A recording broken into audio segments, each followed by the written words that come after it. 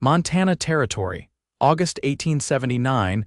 The sun was near setting when Trace Duvall spotted the movement by the jagged entrance of the old silver mine. His horse shifted beneath him, uneasy, as if it too sensed something off. He narrowed his eyes. There just past the weathered timber supports someone crouched in the dirt, shaking like a leaf in a storm. He slid from the saddle, boots crunching over dry gravel as he approached. "Ma'am," the figure turned. A woman, maybe mid-20s, hair dirty and tangled, face pale beneath streaks of dust. Her eyes locked to his like she was afraid he would vanish if she blinked. "Please," she whispered, voice cracking around the word. "Help me." Trace dropped beside her. "You hurt." She shook her head, but her whole body trembled. She clutched a threadbare shawl tighter around her shoulders. I just needed somewhere to hide." Trace looked over his shoulder at the empty trail behind him, nothing but silent hills and the whispering wind. "All right," he said gently. "We'll get you out of here."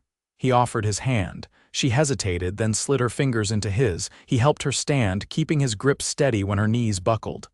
"I'm Trace Duvall," he said. "I live out past the ridge." She nodded, barely listening. Her eyes darted around like she expected someone to come charging after her. "My name's Willa North." Trace didn't press yet, not with her hands clenched so tight and her lips turning blue from more than just the cold. He helped her onto the back of his horse, climbed up behind her, and they rode under the rising stars toward his homestead. The cabin was plain but clean. Willa sat by the fire wrapped in a quilt while Trace stirred hot beans into a tin plate. She had not spoken since they arrived, just watched him with wary eyes. He set the plate beside her. "You eat, I'll talk." She blinked, then nodded. "I was riding out to check on some fence posts when I saw you. That mine's been closed since spring. Dangerous ground." "Lucky I came by." Willa stared into the flames. "I did not feel lucky." Trace waited. She glanced at the food, then picked up the spoon. She ate slowly, each bite like it cost her something. "I ran," she said finally. "From a man. He came through our town in Dakota Territory. Said he wanted to marry me. My father agreed. He did not ask me." Trace's jaw tightened. "I left in the night, took a wagon. It broke down near the mountains. I walked for days." "You been alone since then?" She gave a small nod. I thought I saw his horse near the trail." "I ran into the mine." Trace leaned back in his chair. "You're safe here," he said. "No one's coming through these hills without me knowing." Willa looked at him for a long moment. "Why are you helping me?" he shrugged. "Because you were cold and scared and alone." "That's reason enough." Something in her face cracked just a little. Her hand brushed the edge of the quilt like she had forgotten what warmth felt like. 3 days passed. Willa did not ask to leave, and Trace did not ask her to. She helped where she could, feeding the chickens, folding laundry, pulling weeds. She moved slow, like she was still learning how to breathe again. But her eyes stopped darting every time the wind knocked the shutter. They sat under the porch roof that fourth evening, watching the sky burn orange and gold. "You do not talk much," she said. Trace glanced at her, smiling a little. "Never had much to say unless it mattered." "I like that," she said. "It's quiet with you." "But not empty." He looked at her hands, no longer clenched, just resting in her lap. "You planning to keep going?" he asked gently. "Head somewhere new?" Willa watched the sun dip low. "I do not know. I think I was just trying to survive the next hour." "I have not thought past that in a long time." Trace nodded. He understood that more than he wished he did. "You can stay," he said. "If you want." She met his eyes. "You mean that?" "I do." She looked down, then reached out, her fingers brushing the back of his hand. "I feel safe here, Trace." He turned his hand over, laced their fingers together. "I want you to." A week later, Trace rode into town for supplies. When he returned, Willa was standing in the garden, hair tied back, apron smudged with flour. She smiled when she saw him. It hit him in the chest like a hammer. That smile, he tied off his horse, walked up to her. "You all right?" he asked. "I made bread," she said proudly, then quieter. "I have not done that since my mama passed." He stepped closer. "She teach you?" Willa nodded. She used to hum while she kneaded the dough. I remembered the song this morning. Trace reached out, brushed a bit of flour from her cheek. I am glad you remembered. Willa's breath caught. Her hand rose to his chest, resting just over his heart. I am not scared anymore, she said. Not when you are near. His arms came around her, slow, careful. She leaned into him. I will stay, she whispered, if you still want me to. Trace held her tighter. More than anything. She tilted her face up, and he kissed her gentle and warm, nothing rushed. Like sunlight after a long, cold storm. And for the first time since she had fled into the dark, Willa felt daylight again. The creek behind the cabin ran low that season, its bed littered with smooth stones and drifted pine needles. Trace knelt by the bank, sleeves rolled, scrubbing a pail clean with sand and water. Willa stood a few feet off, her hands full of damp linens she'd rinsed against the flat rocks. Didn't figure a man like you kept his shirt so clean, she said, wringing out a thin undershirt. Trace glanced up, water dripping from his fingers. Didn't figure a woman who's walked across half a territory would know how to get bacon grease out of muslin. She grinned at that without lowering her head. My mama taught me how to keep what little we had worth keeping. You hold onto something better if you care for it. A breeze stirred the cottonwood branches above them. He watched her as she pinned the last shirt to a line he'd strung between two trees. The way she moved, now sure-footed, deliberate, was nothing like the woman he'd found near collapse. You sleep all right last night? He asked. Willa nodded, then added, I dreamed I was back in the wagon, but it wasn't stuck or broken. It was moving steady. I was sitting beside someone I couldn't see. Trace dipped the pail again. That someone feel familiar? She didn't answer at first. Then, I think I wanted it to be. He stood and walked the pail up to the porch, Willa following close behind. She leaned against the post while he poured the water into the barrel. Trace, can I ask you something that's none of my business? He wiped his hands on his trousers. You can ask. Why do you live out here alone? He sat on the porch step.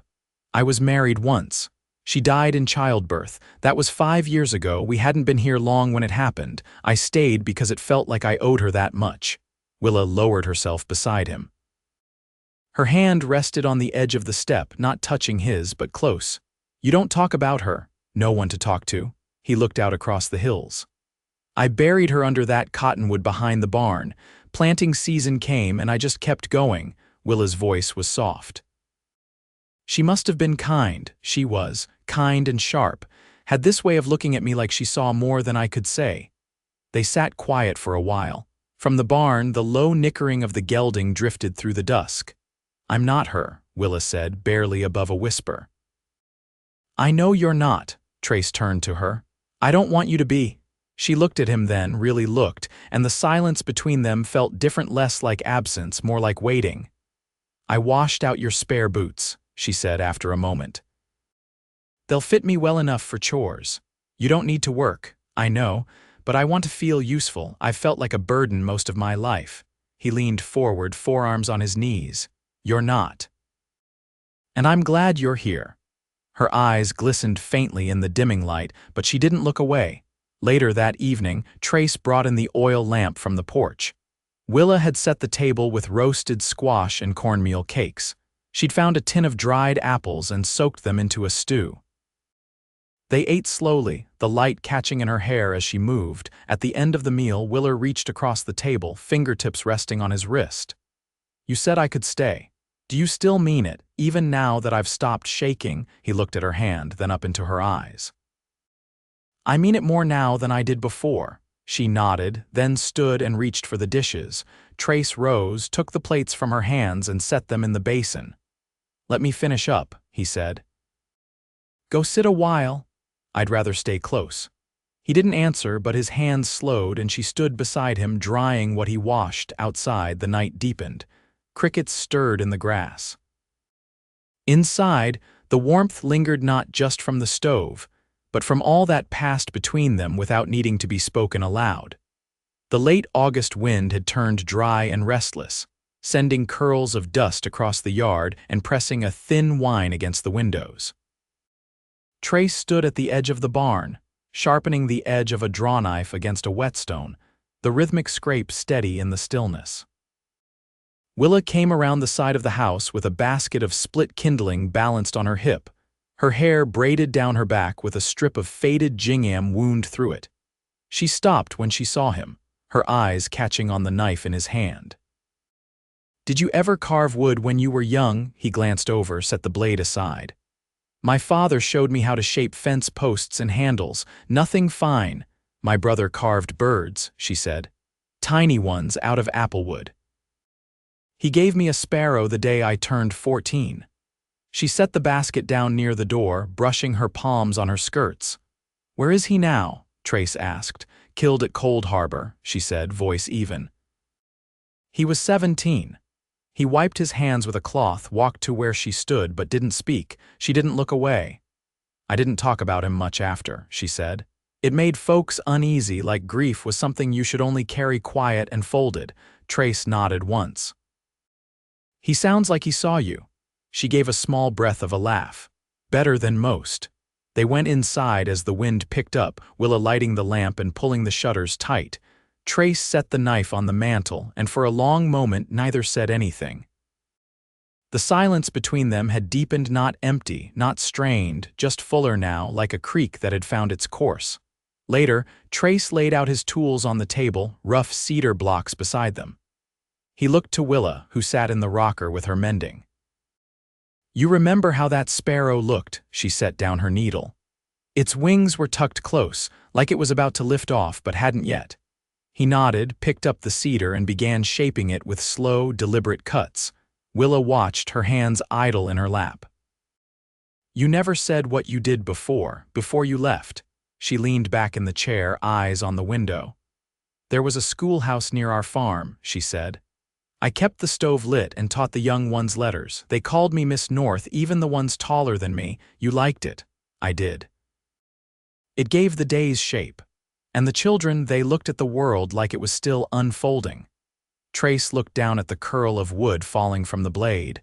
"You ever think about doing it again?" She considered that. "I might, but not just yet." He nodded, not pushing. That night, Willa stood at the doorway before bed, her fingers tracing the frame. "Do you think people can come back to themselves?" she asked quietly. "After they've been undone a little." Trace stepped beside her, his voice low. "I think the ones who want to. They find a way." She turned to him then, not guarded, not tentative. Her hand rose slowly, resting over his heart, not for comfort this time, but recognition. He placed his hand over hers. "I don't feel like a shadow here," she said. "You aren't." A long breath passed between them. Then Willa leaned up and kissed him, soft and sure, not testing the moment but claiming it. When they parted, her forehead rested against his. "I want to stay. Not just because it's safe, but because I feel like myself again." Trace's hand slid to the curve of her cheek. "Then stay. We'll build something from here." And they stood that way for a while, as the wind settled and the quiet wrapped around them like something earned. A light frost whispered across the garden rose before dawn, silvering the cabbage leaves and making the earth beneath them stiff and stubborn. Trace pulled on his jacket before stepping outside, the cold biting deeper than it had the week before. He paused, watching his breath curl up in the dim light, then looked toward the house.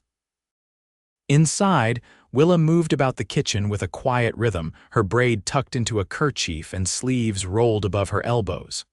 She didn't notice him watching. She was humming not loud, just under her breath, and the sound threaded through the walls like something meant to stay. Trace stepped back inside, brushing the chill from his arms. "You'll want gloves if you're gathering eggs this morning," he said, setting his hat on the peg. "I already brought them in," she replied, turning from the hearth, "and the pump's frozen stiff. I left a kettle on to melt it down." He smiled at that, just a little. "You think of everything." "I try," she said, moving a pot from the flame. "I'm not used to staying in one place this long. It feels good to notice what needs doing." Trace leaned against the doorframe. "You miss anything about the road?" Willa didn't answer at once. She wrapped a cloth around the kettle handle and poured slowly into the basin. Steam rose up in soft curls. "I don't miss the not knowing," she said, "but sometimes I think about the stars." How bright they looked when I had nothing but sky. Even when I was afraid, they felt steady. Trace nodded. Out here, you can still see them clear. You just have to look up. She glanced over, lips parted like she might say more, then closed them again. Her eyes lingered on him a moment longer, then returned to the stove. Later that morning, Trace hitched the wagon to the mule and loaded a few sacks of grain. Willa stepped out with a scarf tied snug at her neck. "Can I ride along?" she asked. "You planning to charm old Mr. Henley out of charging us full price?" "No," she said, climbing onto the bench beside him. "But I've been wondering if the town church is open again. The windows were boarded last time I passed through." They rode in silence for a while, the road rutted from late summer rains. Trace kept one hand steady on the reins, the other resting on his thigh. "You ever think about what comes next?" she asked, eyes on the mountains in the distance. "I try not to plan too far ahead. Land's got a way of deciding things for you. But what about planting, or building more fencing?" "You must think about spring," he looked at her sideways. "I do. And lately I think about what it would be like to have someone else thinking about it too." She folded her hands in her lap. "I'd like to help with planting. I know how to tell seed from chaff." He gave a quiet nod. "Then we'll do it together." The town was quiet when they arrived. A handful of wagons lined the street, and the church stood at the far end, windows repaired with mismatched panes of glass. Willa stepped down before Trace could offer his hand and walked toward the small cemetery behind the chapel. He didn't follow at first, just watched as she moved among the stones, her figure still against the wind. After a time, she knelt beside a marker and stayed there, one hand resting on the frost-laced grass. When she returned, her cheeks were flushed, eyes steady. "I thought about my mother," she said. "She used to say that sorrow needs a place or it'll take up all the space inside you." Trace took the reins again. "She sounds like she knew what mattered." "She did," Willa said. "She just didn't get to live long enough to see it through." They returned home as the sun dipped low, the clouds tinged with violet.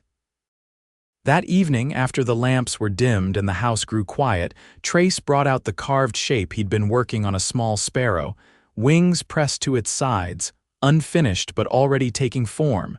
He held it out to her at the table. "I got the shape close, I think.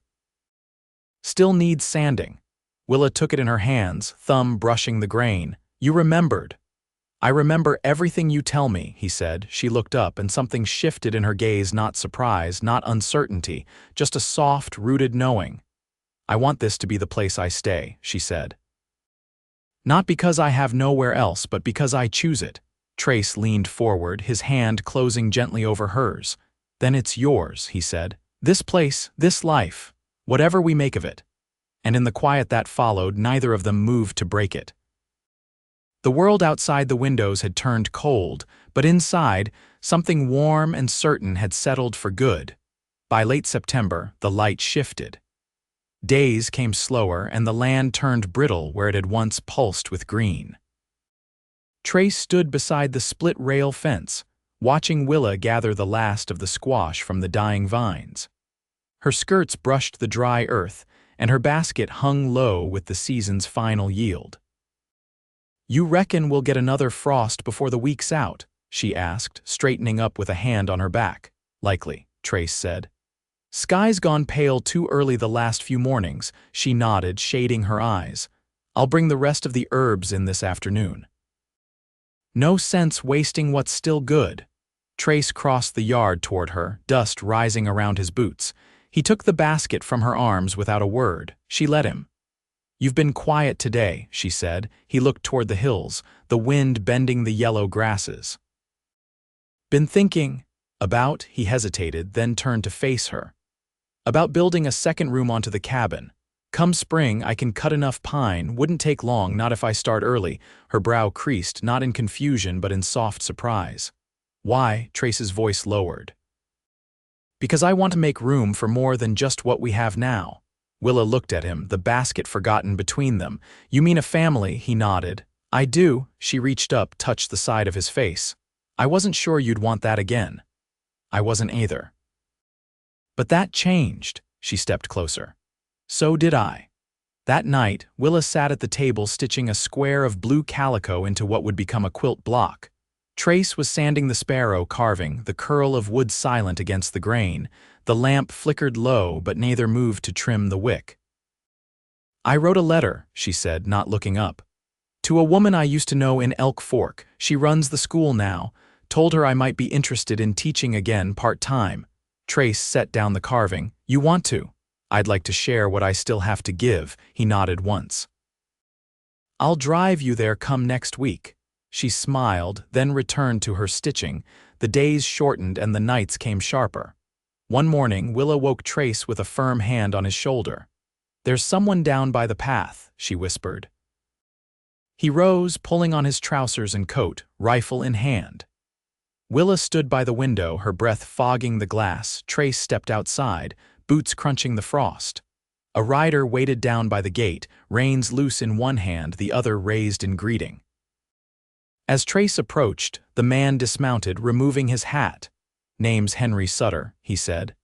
"I was told a woman named Willa North might have come through these parts a while back. I'm her cousin." Trace studied him, jaw tight. "What brings you out here?" "She wrote to my sister last month. Said she was safe. That's all we'd heard in nearly a year. I just wanted to lay eyes on her, make sure it's true." Trace motioned him forward. "She's here. You can talk, but if she asks you to leave, you go." Henry nodded. "Fair enough." Willa stood on the porch when they approached, arms folded, shoulders pulled back. When she saw Henry, her posture eased slightly. "You came far," she said. He climbed the steps, hat in hand. "Had to. You're all that's left of our side." They spoke for a while quietly. Trace stayed in the yard, not out of distrust but respect. When Henry left, Willa walked him back to his horse. "You need anything," he said, mounting up. "You right this time." "I will," she said, "but I have what I need."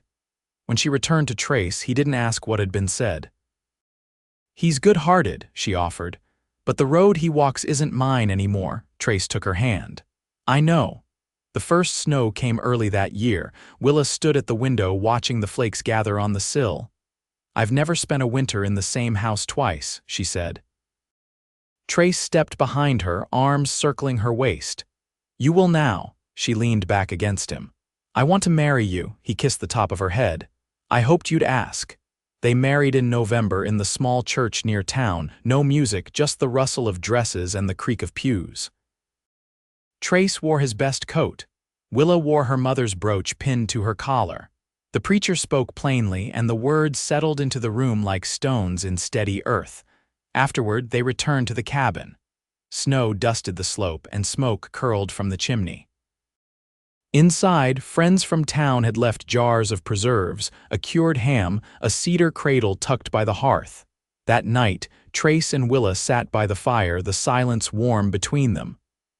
"I never dreamed of this," she said. "But it feels like something I've known all along."